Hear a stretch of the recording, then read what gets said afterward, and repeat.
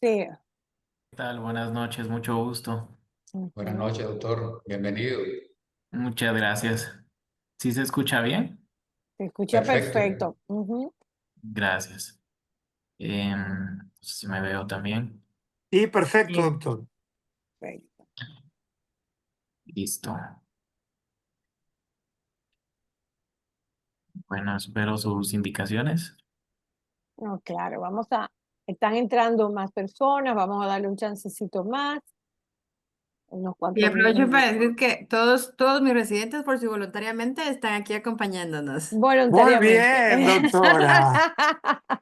Muy Qué bien. bien, Y también excelente. aprovecho un Bueno, poquito para... doctora, entonces Sí, tomamos el sí. desafío. El desafío es, el Ajá. próximo caso lo presenta uno de sus residentes. Ah, pero este es el mío. Ese es el de Ah, este es el ella. suyo, Sí, El de perfecto. mi claro. residente. Claro que De la República sí. Dominicana. Puede Ah, ser. sí. ¿Cómo no? Claro, ¿por qué no? ¿Por qué no?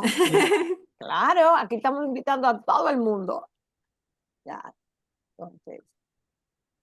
Aprovecho y aquí les presento que creo que sí está por ahí presente el doctor Marco Reyes, es uno de los colegas también de Guate que hace electrodiagnóstico y nos acompaña aquí. Sí, está aquí con nosotros. Hola, buenas noches. Hola, bienvenido, doctor. Muchas gracias. Buenas noches.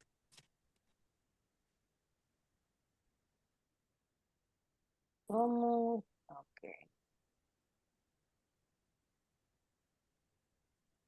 24 participantes, un total.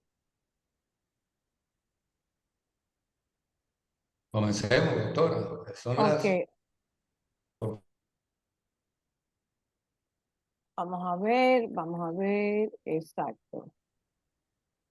Comenzamos ya la grabación, ¿verdad? Ya estamos grabando.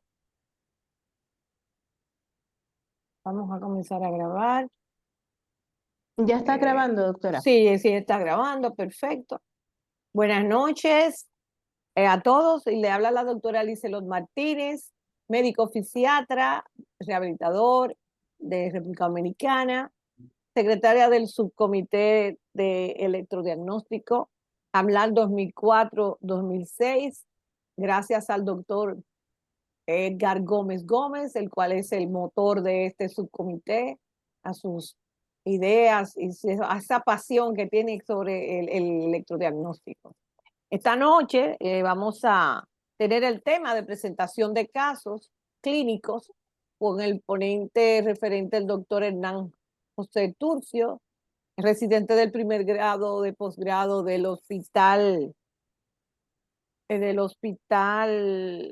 Guatemala, el Hospital Roosevelt de la ciudad de Guatemala, y ejercen de la Universidad de San Carlos, Guatemala.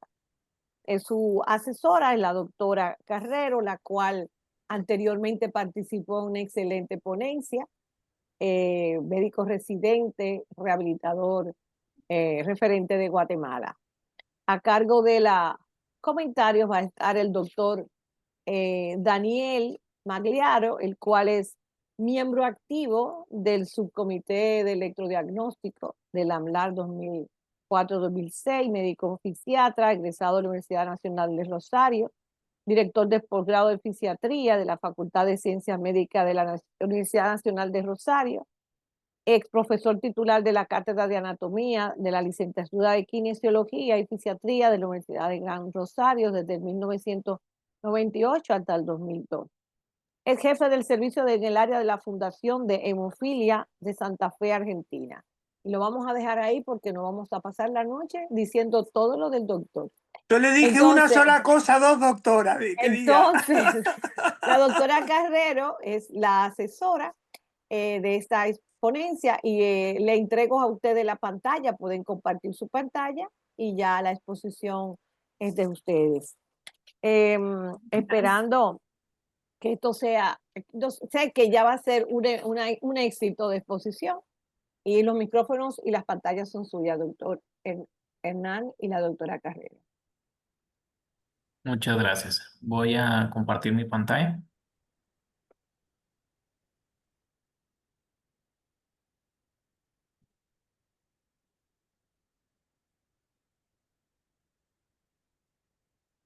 ¿Sí logran ver mi pantalla? Sí se ve. Perfectamente. ¿Cambia la presentación? Sí, señor. Perfecto. Bueno, mucho gusto. Ya me presentaron, soy el doctor Hernán Turcios de Guatemala, representando al Hospital Roosevelt. Soy residente de primer año de la especialidad de Medicina Física y Rehabilitación.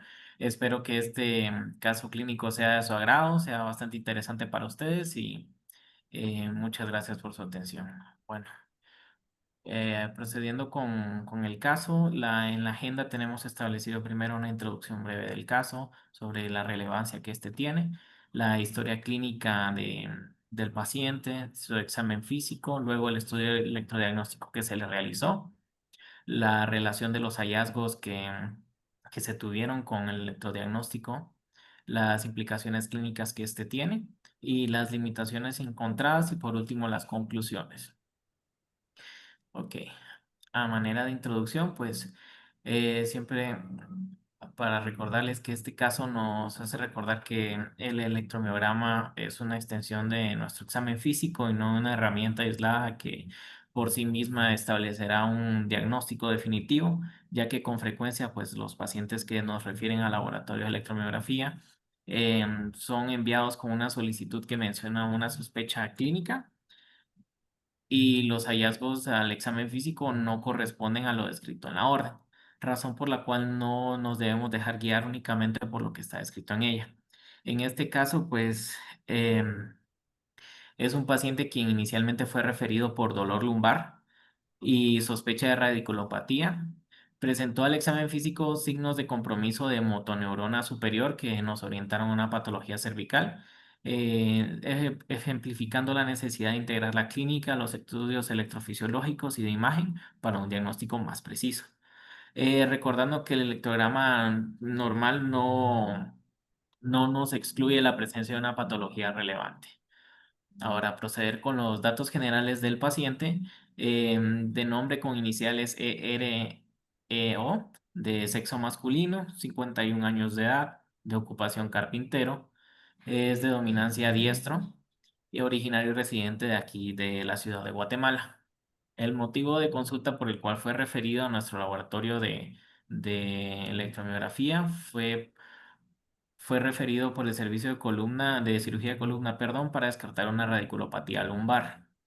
La historia del paciente refiere que hace 9 meses inició con síntomas caracterizados por dolor en región lumbar de predominio izquierdo. Refiere que el dolor es de tipo urente con intensidad 10/10 en la escala de EVA, con irradiación hacia ambos miembros inferiores, lo cual limitó progresivamente la marcha y afectó sus actividades de la vida diaria. Anteriormente fue tratado en un hospital privado con esteroides intramusculares en un par de ocasiones. Sin embargo, tras su administración presentó edema generalizado, que sí era bastante frecuente en la administración de este, por lo que fue referido a nuestra unidad para manejo. A pesar del tratamiento anterior, el paciente refiere que el dolor persiste en las mismas características con las que inició y actualmente se encuentra en tratamiento con pregabalina 150 miligramos al día y tramadol 50 miligramos por dolor. El paciente además refiere que desde hace 3 años presenta dolor y sensación de calambres en ambos miembros superiores, asociado a una pérdida de sensibilidad en cuarto y quinto dedos de manera bilateral. A esto también se suma la pérdida de fuerza progresiva en el miembro superior derecho, el cual interfiere con sus actividades diarias que requieren prevención y motricidad fina.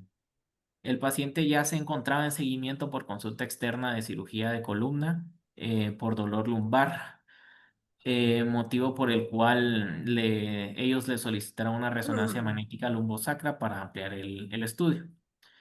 Los antecedentes de relevancia del paciente, sus antecedentes médicos, únicamente cuenta con hipertensión arterial, la cual fue diagnosticada hace 8 meses. Está en tratamiento con irbesartán 150 miligramos diarios. No refiere antecedentes quirúrgicos, traumatológicos o alérgicos y desconoce antecedentes familiares de relevancia.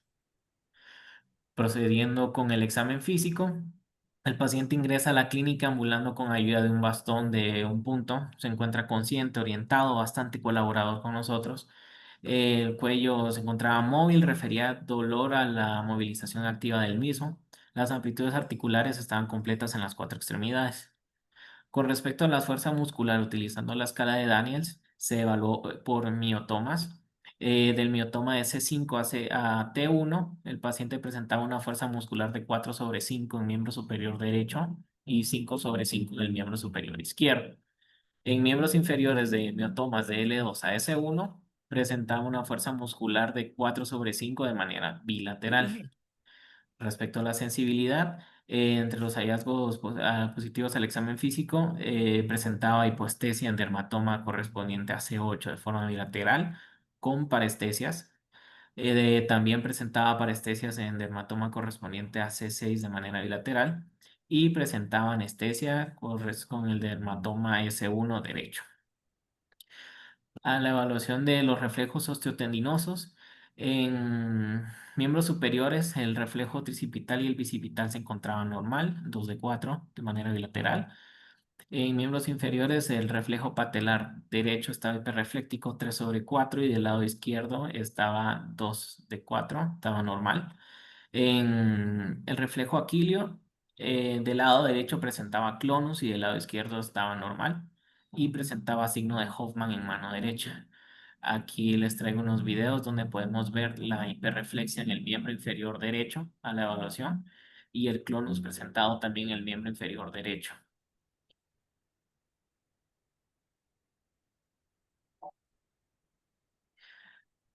De igual manera traemos videos donde se observa que presenta signo de Hoffman positivo en el miembro superior derecho, cosa que en el miembro superior izquierdo está ausente.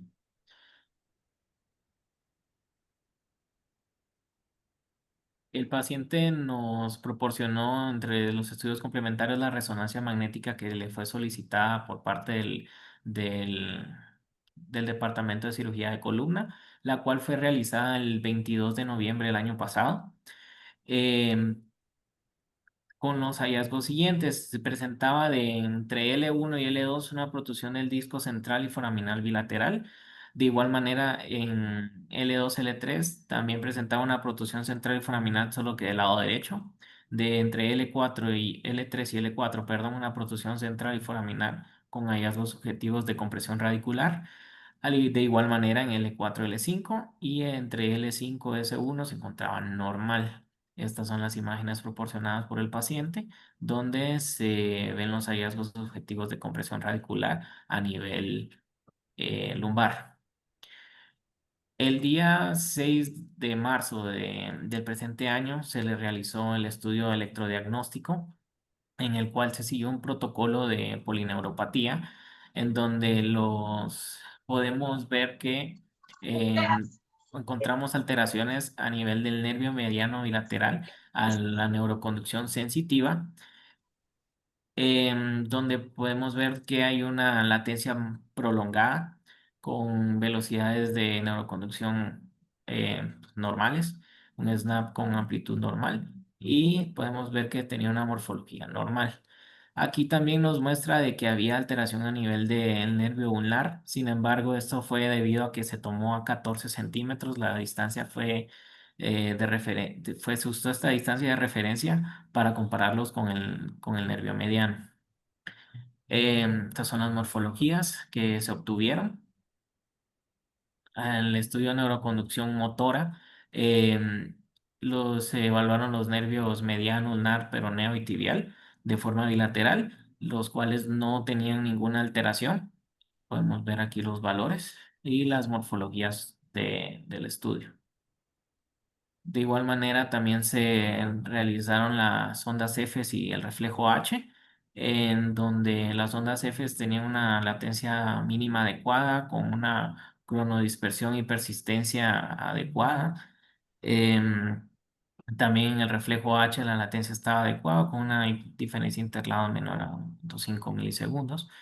Em, Se le realizó también electromiografía de aguja, en el cual se evaluaron músculos paraespinales, más que todo del lado derecho, que era donde estaba mayor afectado el paciente, en el cual no observamos signos de inestabilidad de membrana ni signos de reinervación. concluyendo el estudio de electromiografía como una neuropatía sensitiva leve de nervio mediano bilateral de componente mielínico a través de la muñeca. Estos hallazgos pues, son compatibles con un síndrome de túnel del carpo leve de forma bilateral. Ahora, la relación con estos hallazgos, a pesar de que se realizó un protocolo de polineuropatía en el cual únicamente encontramos alteraciones a nivel de los nervios medianos en la muñeca, sin embargo, debido a que estos hallazgos no se relacionaban con los hallazgos al examen físico, ya que se evidenciaban signos de afectación de motoneurona superior, sugirió la realización de un estudio complementario, una resonancia magnética de columna tanto dorsal como cervical para ampliar los que ya tenía, sospechando un canal medular estrecho. Em, Según los hallazgos que presentaba el paciente y el diagnóstico diferencial que nosotros tuvimos, se le hizo la sugerencia de la realización. El paciente accedió a realizarse el estudio por su propia cuenta. Se la realizó un par de días después, se la realizó el 24 de marzo del presente año, con lo cual reporta que a nivel de ese rally, perdón, adicional solo se realizó de columna cervical, en el cual a nivel de C3 y C4 ya presentaba una discreta protrusión posterior central. Entre C4 y C5 una protrusión discal posterior central con migración caudal, lo cual ya lo reportaba como una estrechez severa del canal espinal a ese nivel.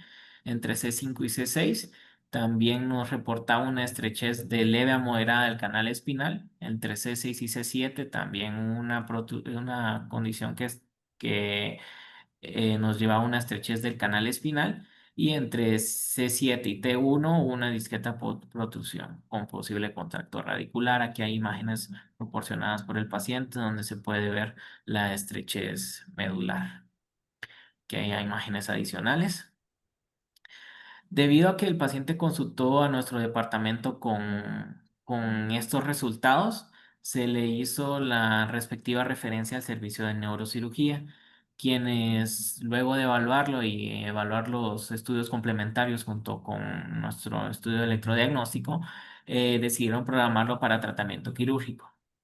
El paciente logró ser llevado a sala de operaciones el día 2 de julio del presente año. Le realizaron una cervicotomía anterolateral con una discoidectomía a nivel de C4 y C5 con colocación de injerto autóloga de cresta ilíaca.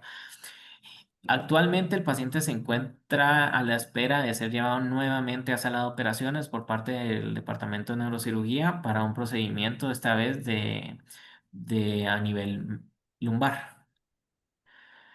Continuando con el caso, las limitaciones que nos presentó, pues, ¿qué podríamos mejorarse?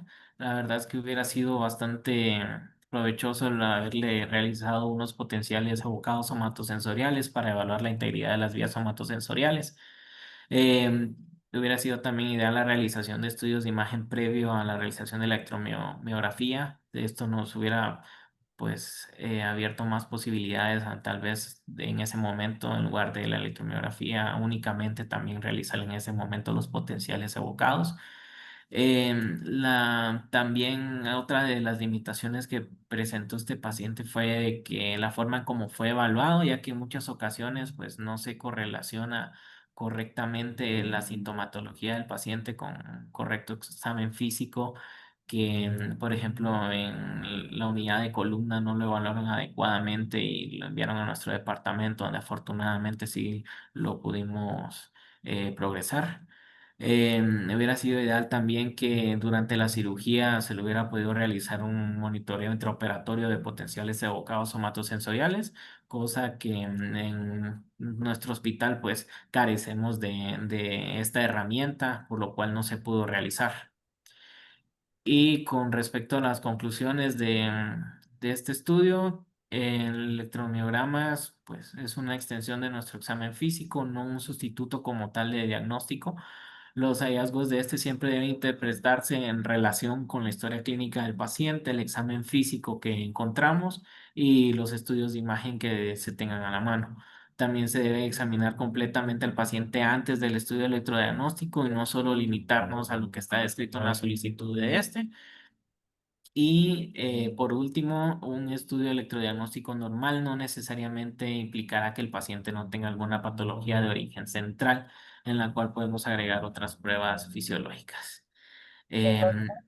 ¿Alguna duda? Este era el caso que teníamos para presentarles con ustedes. No sé si alguien tiene Bueno, alguna duda. preguntas pueden hacerla por el chat.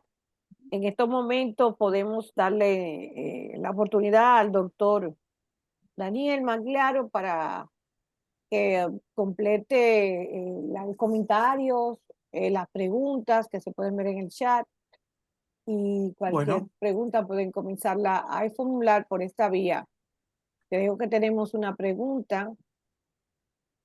doctora, yo no llego a leer las preguntas porque Sí, estoy conectado desde mi sí, móvil, pero si usted quiere leerlas, ok, ¿leemos la pregunta o quiere que empecemos sí, con algún comentario y después vemos las preguntas? Como a usted le vamos. parezca. Ok, iniciamos con los comentarios, así podemos ir esperando que reformulen las preguntas. ¿Cómo no? Mm. Bueno, estimado doctor Hernán Turcio, bueno, muy buena la presentación. Me pareció Gracias. prolijo, ordenado. Y lo primero que tengo que hacer es como empezó usted en la introducción. La verdad que yo no soy autoridad alguna para parafrasear al doctor Kimura, que tuve la oportunidad de conocerlo en varias ocasiones y en varios cursos de neurofisiología. Doctor Kimura, del cual muchos de los que estamos aquí presentes hemos estudiado de sus libros. Y él decía lo mismo que usted da de referencia y lo nombró dos veces, en su conclusión y en su introducción, que la electromiografía no es un estudio complementario más, es una extensión de nuestro examen físico. Él decía que le llevaba 20-25 minutos el interrogatorio del paciente y el examen físico, porque él tenía que tener en su cabeza 4 o 5 posibles diagnósticos diferenciales antes de instrumentar con el equipo de electromiografía al paciente. Él tenía que tener claro qué buscaba, más allá de lo que le pasaban o le pedían los colegas, porque nosotros como neurofisiólogos somos colegas que reciben derivación de otros. Muchas veces hacemos los mismos estudios de nuestros pacientes, pero los colegas del servicio, como en este caso de columna, nos lo mandan para que lo estudiemos. Pues bien, hay que interrogarlo y examinarlo. Ustedes lo hicieron, vieron los signos de liberación piramidal muy bien manifestados. Le voy a hacer una observación, como me gusta hacer. No desnudó al paciente, o al menos para filmarlo, ¿ok? Nosotros tenemos que desvestir al paciente. Tiene que quedarse en ropa interior y lo tenemos que poder examinar. Pero pudo lograr lo que quiso mostrar: la hiperreflexia y el clonus como signo de liberación piramidal y el signo de Hoffman. Eso es característico de lesión de motoneurona superior. Y es mentira que el electromiograma no releva dato alguno. Usted va a encontrar un relevamiento, un reclutamiento de unidad motora disminuido comparado con el que es normal en los miotomas que se encuentran por debajo de la lesión central. Si uno es más exhaustivo, usted hubiera encontrado en los miotomas C4, C5, seguramente un reclutamiento mayor que el que encontró deficitario en el resto, pero como es global, a lo mejor es muy sutil y no lo pudo observar. Parafraseando el doctor Kimura, brillante tener esta situación de cómo lo pensaron y cómo lo valoraron. Sí, grandes interrogatorios, porque usted el déficit en el miembro superior derecho lo observó en el territorio cubital, y las imágenes que después mostró de resonancia magnética hablan que allí se encontraba el mayor componente de estenosis. Recordemos que no hay un correlato exacto, sobre todo en la columna cervical es donde más se respeta, pero un correlato exacto entre miotoma y esclerotoma, digo, porque tenemos una variación de medio de medio a 1 en las primeras 4 metámeras, por lo cual el déficit podría estar un poquito por debajo. Este daño que él notaba a nivel cubital, bien vale la pena poder haber examinado un poco más exhaustivamente para ver si había algún déficit en el reclutamiento de los miotomas allí. Observación, usted lo hace al final. Yo no hubiera sugerido nunca como primera instancia la realización de una resonancia magnética. Eso se lo dejo para cualquier otro residente. Cualquier otro residente de cualquier otra especialidad, inclusive de los que puedan participar en la unidad de columna o de raquis. Pero nosotros como neurofisiólogo, el primer estudio que tendríamos que haber solicitado en este paciente es un potencial evocado somatosensitivo de miembros inferiores y de miembros superiores. Usted lo relata, usted lo pone como observación, pero es lo primero que tiene que haber recomendado y no la realización de una resonancia magnética, que hoy vamos a la fácil. Recordemos que los estudios neurofisiológicos son dinámicos y nos hablan de cómo están las unidades motoras, pero no lo así los estudios por imagen, que son estáticos. O sea, es un complemento. Se requieren de ambos estudios. Seguramente hubiera encontrado una onda P40 o una N20 prolongada, ni lo dudo. Ni lo dudo que lo iba a tener alterado en un canal estrecho de semejante porte que ya estaba dando un déficit a nivel de la motoneurona superior, como usted lo ve, con el signo de Hoffman en miembros superiores y con el signo de clonus e hiperreflexia. Hubiera estado bueno también ver si tenía un Babinski, que seguro iba a ser positivo en este paciente. Cuando uno piensa una lesión de motoneurona superior, también en aporte, hubiera sido importante tener presente un test de estimulación transcraniana de unidad motora. No lo disponemos en todos los lugares, es verdad que no se disponen solamente, pero allí también para poder demostrar el déficit de la motoneurona. Más allá de mis observaciones que tienen que ver con una cuestión de una devolución de alguien que tiene un recorrido en la expertez de este campo y se lo devuelve con extremada humildad para decir cómo complementarlo, su exposición fue brillante. Me encantó cómo la pausó, cómo estuvo el examen físico, cómo estuvieron los hallazgos neurofisiológicos, que son a ellos que nos debemos. Vamos con las Gracias. preguntas, doctora, cuando usted quiera. Sí, tenemos un comentario de la doctora Montes de Oca. Dice complementar los protocolos para síndrome de túnel del carpo sería ideal. Índice combinado sensitivo o complementar con ecografía. Coincide con usted que no debemos olvidar a los miembros inferiores cuando sospechamos de mielopatía cervical. No hemos tenido preguntas hasta ahora, solo estos 2 comentarios. Esperamos que se Una anime. cosa importante, perdona, doctora Lincelot, que le interrumpa. Cualquier canal estrecho cervical tiene derecho a tener la neuropatía más frecuente que vemos los neurofisiólogos, que es un síndrome de túnel carpiano, que fueron los únicos hallazgos positivos que tuvimos en este test. Pero, digamos, eso no nos tiene que enceguecer para poder seguir buscando, como lo han hecho ustedes, para poder buscar otros datos que justifiquen esta situación. Perfecto. Vamos a ver si alguien más se anima a hacer preguntas.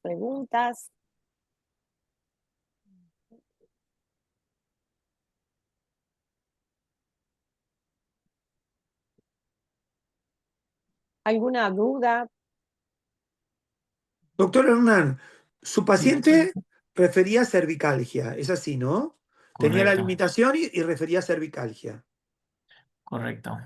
Limitación a la movilidad no tenía, únicamente nos refería al dolor a nivel El cervical. dolor. Y me quedó claro que pasó al departamento de medicina física y de rehabilitación para hacer el tratamiento del dolor, ¿es así? Es correcto, lo enviaron tanto para tratamiento por la lumbalgia, por el dolor lumbar, como para la realización de la electromiografía, sospechando una radiculopatía. Y él tenía un EVA de 10/10, ¿es así? Es correcto. ¿Y por qué solo medicado con tramadol 50 miligramos día? Esa era la medicación que él traía de parte de cirugía de columna. Esa no Ah, hacía tratamiento con nosotros. oh, perfecto, doctor. Hubiera estado muy bueno aclararlo. Ah, Muy bueno perdón. aclararlo. Porque estaba medicado muy bien con la pregabalina en una dosis alta, pero para alguien que tiene un EVA de 10 para 10, con 50 miligramos de tramadol, estamos pobre de toda pobreza.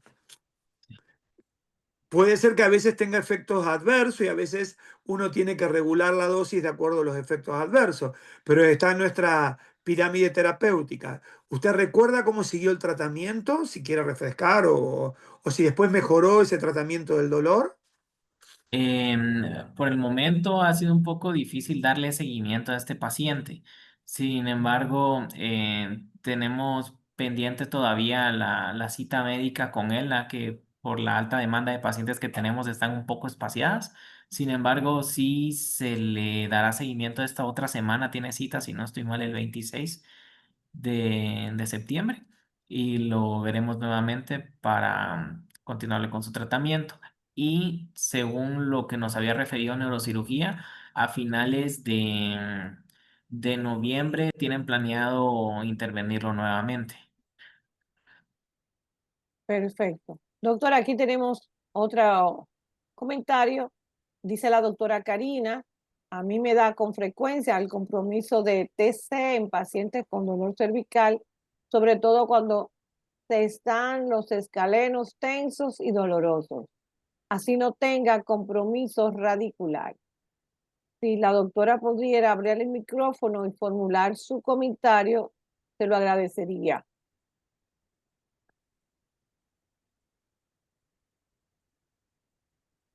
Buenas noches a todos.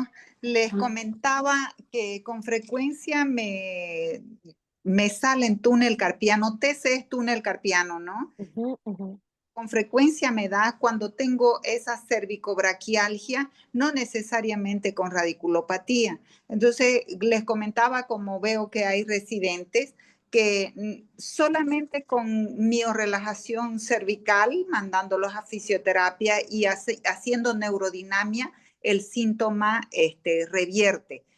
Porque muchas veces he visto pacientes de que con ese diagnóstico entran a cirugía.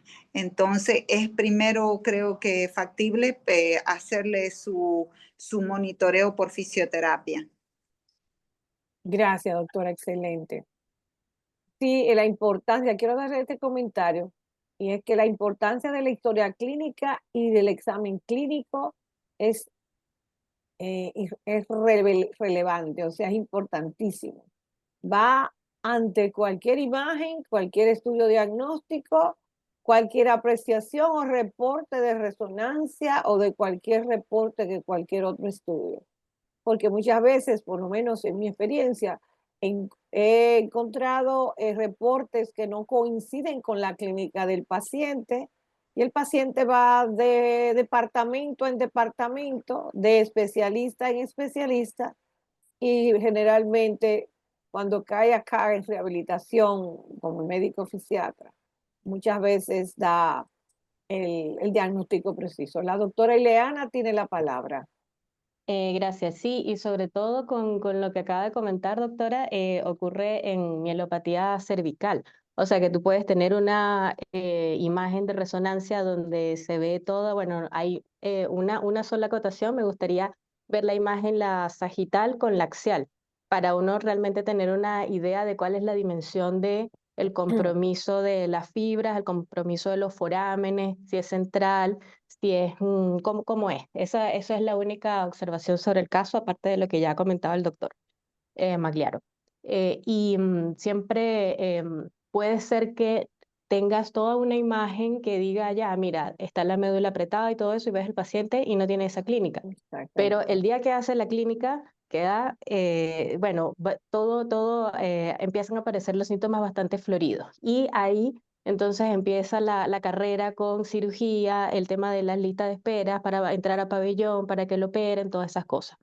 Muchos pacientes que tienen una estenosis de canal lumbar también se asocia a una estenosis de canal cervical. y eso tiene un nombre específico, eso es algo como tandem spinal stenosis o algo así, no recuerdo ahora. Pero eso tiene un nombre específico y en el caso de columna de tu hospital lo están manejando bien, porque hay sitios donde llegan y van a operar primero la columna lumbar y durante el posicionamiento para la columna lumbar se caen los potenciales, van pasando todo el show que no debería pasar, ¿ok? Porque tiene que haber todo lo que se ha dicho antes, un buen examen físico, una buena evaluación del paciente, no solamente ver una imagen e ir a operar esa imagen, ¿ok? Entonces, todas estas cosas va dirigido a integrar lo que nosotros vemos en el examen físico. ¿Ok? Ese era el comentario. Gracias, doctora. Muy atinado. ¿Alguien más tenía alguna inquietud, alguna pregunta? Doctora, ya que es un bibliográfico, retomo algo más que me parece importante. En los canales derechos cervicales puede darse como positivo una lesión radicular alta y el déficit de la motoneurona superior para las fibras que conducen para miembros inferiores. El paciente puede tener una braquialgia o una cervicobraquialgia. Este paciente tenía algún dato de eso a nivel de miembro superior, pero también en el examen físico podemos encontrar algunos otros datos, podemos encontrar una espasticidad en miembros inferiores, un aumento del tono aparte de los signos de liberación, y podemos encontrar algún signo que pueda acompañar una atrofia o una miotrofia de algún sector del miembro superior. Y dado la característica que las estenosis cervicales no lo hacen los sujetos de 30 o 40 años, la hacen las personas que son arriba de los 50, 60 años, nuestro deber como neurofisiólogo es ser estrictamente, porque hay una gran simuladora de canales estrechos cervicales que tiene un pronóstico totalmente sombrío, que es la lesión de la motoneurona superior e inferior combinada, la esclerosis lateral amiotrófica. ¿Tá? Acá a lo mejor un signo de Lhermitte positivo, que en el examen físico podría haber sido otra herramienta, pero usted lo iba a dilucidar en el momento del estudio neurofisiológico. El estudio neurofisiológico le iba a permitir separar si este señor tenía una esclerosis lateral amiotrófica con signos piramidales en miembro superior y con signo de motoneurona inferior en miembro superior, o si tenía un canal estrecho cervical. Como dato de aprendizaje, porque estamos acá haciendo una devolución para todo el grupo de residentes que pueden estar en esta sala para que puedan tener herramientas. Otro dato también importante para tener presente por la clínica que manifestaba el paciente es si tiene un TOS o no tiene un TOS. Si tiene una lesión que involucre el tronco inferior del plexo braquial, que pueda simular una neuropatía cubital, porque la clínica él la tenía de parestesias, ¿sí? Es otro dato también para tener presente, y allí a lo que usted estudió del nervio cubital, hacer alguna latencia sensitiva de los nervios braquiales cutáneos, como dato para poder sumar en esta exploración, sí, porque los signos de TOS pueden tener compromiso del nervio mediano, del nervio cubital, pero también compromiso de los potenciales de los nervios braquiales cutáneos. Hola, ¿qué tal? Quería dar una impresión. Soy el doctor Andrés Rodríguez de Perú. Primero quiero felicitar al doctor, ha hecho una excelente ponencia, ¿no? De verdad que me ha sorprendido, muy bonito. Felicidades, doctor. Le auguro éxitos en su carrera, muy bien. Solamente yo de pesado algunas cosas que quisiera acotar nada más.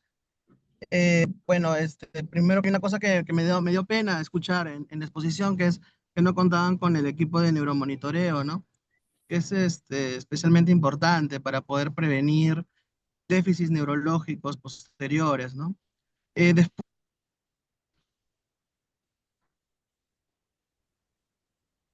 Lo perdimos, doctor Andrés.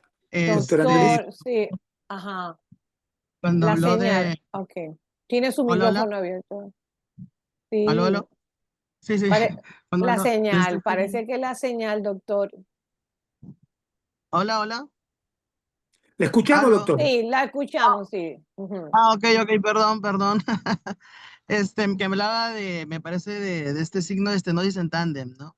Que es cuando hay una doble estenosis y que, bueno, es muy subdiagnosticada en realidad esta estenosis en tándem. Que, bueno, generalmente se da cuando, generalmente la más común es esta combinación, ¿no? Cervical con lumbar, donde siempre se tiene cervical por la mielopatía y las probables secuelas neurológicas irreversibles que puede tener el paciente, ¿no? Y, y bueno, también el hecho de que hay un examen que también es interesante y que hubiera sido también bueno tenerlo, pero comprendo que, bueno, pues no lo tenemos a la mano generalmente, que son los potenciales motores de estimulación magnética transcraneal, ¿no? No eléctrica, ¿no? Porque, bueno, un paciente despierto no podría soportar el choque eléctrico, ¿no? Que para poder generar estos potenciales, pero también sería interesante. ¿Y por qué es interesante esto junto con los somatosensoriales que también mencionaron? Porque esto nos permite tener una adecuada línea de base, ¿no? Al momento de entrar a sala, lo más importante, yo creo, bueno, o al menos uno de los datos más importantes es tener una buena línea de base para que si se monitoriza con mayor razón, podamos tener chequeado neurofisiológicamente a nuestro paciente antes, durante y después del acto quirúrgico, ¿no? Bueno, solo eso, y de nuevo felicitaciones al doctor, muy buena ponencia. Gracias, doctor. Gracias, doctor. Una Muy pregunta. valioso su aporte, doctor Andrés, muy valioso su aporte. Correcto. Realmente es así como usted lo refiere. Una pregunta. ¿Qué importancia se le da a la evaluación de los paraespinales cervicales en este caso? Con aguja, ¿no? En la electromiografía de los paraespinales cervicales, si es un estudio relevante o se puede obviar. Si nosotros buscamos afección radicular, es un estudio pertinente a nivel de los paraespinales. El estudio de los miotomas paraespinales cervicales es pertinente porque ahí es donde vamos a encontrar los déficits más tempranos y más significativos de daño sobre el miotoma. Es real que no es una práctica cotidiana y que el electrodo aguja utilizado tiene algunas particularidades que no es el convencional que utilizamos para la exploración de las extremidades, pero me parece que es pertinente. Estimado Hernán, ¿usted quería acotar algo? No, ya respondió. Gracias, doctor. Bueno, vemos que no tenemos más preguntas. Me gustaría que todos abrieran sus cámaras para poder tomarle una foto a esta bella asamblea y poder tener constancia de nuestra actividad científica. Si pudieran todos abrir las cámaras por un momento. Excelente. Bien. Muy bien.